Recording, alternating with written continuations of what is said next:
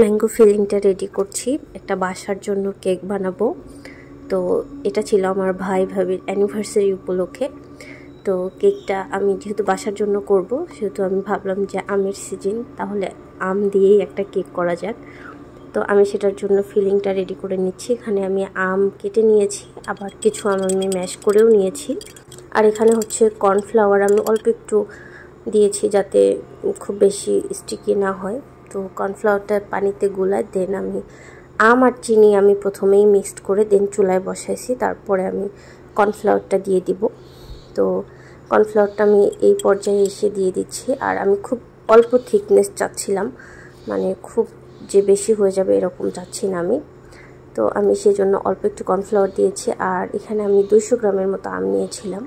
তো আমগুলো যেহেতু মোটামুটি মিষ্টি ছিল, আবার একটা আম ছিল অনেক টক, যার কারণে আমি একটু চিনি দিয়েছি। না হলে আমার ইচ্ছা ছিল যে চিনি ইউজ করব না, তো তারপর আবার একটু চিনি ইউজ করা লাগছে ওই টক আমটার কারণে, কারণ এই আমগুলো অনেক মিষ্টি, শুধু একটা আমই টক ছিল। তো আমি সেটা করে দেন ঠান্ডা করতে দিলাম। দিয়ে আমি কেকটা, এখানে আমি ভ্যানিলা কেক নিয়েছি, আমি অন্য কোনো ঝামেলা করিনি।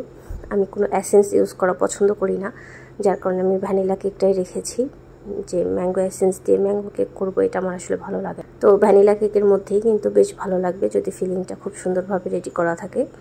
তো আমি এখানে সুগার সিরাপ দিয়ে দেন অল্প একটু করে ক্রিম দিব, আমি আসলে বেশি ক্রিম চাচ্ছি না। আর সাইডটাতে একটু মোটা করে লেয়ার দিব, দিয়ে মাঝখানে আমি দিয়ে দিব ওই যে ম্যাঙ্গোটা ফিলিংটা রেডি করে রেখেছি সেটা। এটা একদম বেশি করে দিব, যাতে ক্রিম যে আমি অল্প দিয়েছি সেটা যেন বোঝা না যায়। আর যেহেতু বাসার জন্য কেক, সব কিছু বেশি বেশি দিতেই মন চায় আমার, শুধু ক্রিমটা কম দিতে মন চায়। তো আলহামদুলিল্লাহ এই কেক সবার খুব পছন্দ হয়েছে, সবাই বেশ মজা করে খেয়েছে কেকটা। আমারও ভালো লেগেছে, মোটামুটি ভালো লেগেছে। আমি যেহেতু একটু চকলেট লাভার, তো আমার আসলে ব্ল্যাক ফরেস্ট বা চকলেট কেক এগুলো খেতে বেশি ভালো লাগে। তারপরেও এই কেকটা অনেক সুন্দর, মানে ভ্যানিলা কেকের থেকে অনেক বেশি মজা আর কি। তো আমি এখানে হচ্ছে সাইডটা খুব সুন্দর করে কোট করে নিচ্ছি, দেন আমি মাঝখানে ওই ফিলিংটা দিয়ে দিচ্ছি। একই কথা বারবার বলার কিছু নাই, আপনাদের দেখেই বুঝতে হবে। আর এখানে একটা মশা আমাকে খুবই বিরক্ত করছে, যেহেতু আমি বেলকুনিতে ভিডিওটা করি। তো মশাটা খুবই বিরক্ত করছিল, আসলে কিছু করতে পারছিলাম না, কাজের সময় এত ডিস্টার্ব দেয়। তো আমি 3টা লেয়ার করেছিলাম, কেকটা বেশ হাইট হয়েছিল, কেকটা 2 পাউন্ডের ছিল, মানে কেকটা কাটার সাথেই জাস্ট শেষ হয়ে গেছে। আমরা বাড়ির মানুষই ছিলাম, তারপরও শেষ হয়ে গেছে, কারণ কেকটা অনেক মজা লেগেছে সবার। তো আমি এখানে হচ্ছে কিছুদিন আগে প্র্যাকটিস করেছিলাম হচ্ছে অপরাজিতা ফুল, তো সেটা ছিল। তো আমি ভাবলাম যে আর কিছু ডিজাইন করতে মন চাচ্ছে না, সেটাই বসায় দিই, জাস্ট একটু ফাঁকিবাজি আর কি। বাসার কেক অত ডিজাইন করতে মন চায় না কখনোই।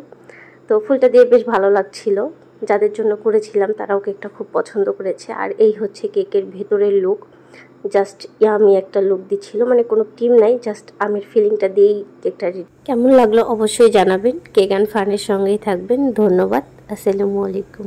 Bye bye.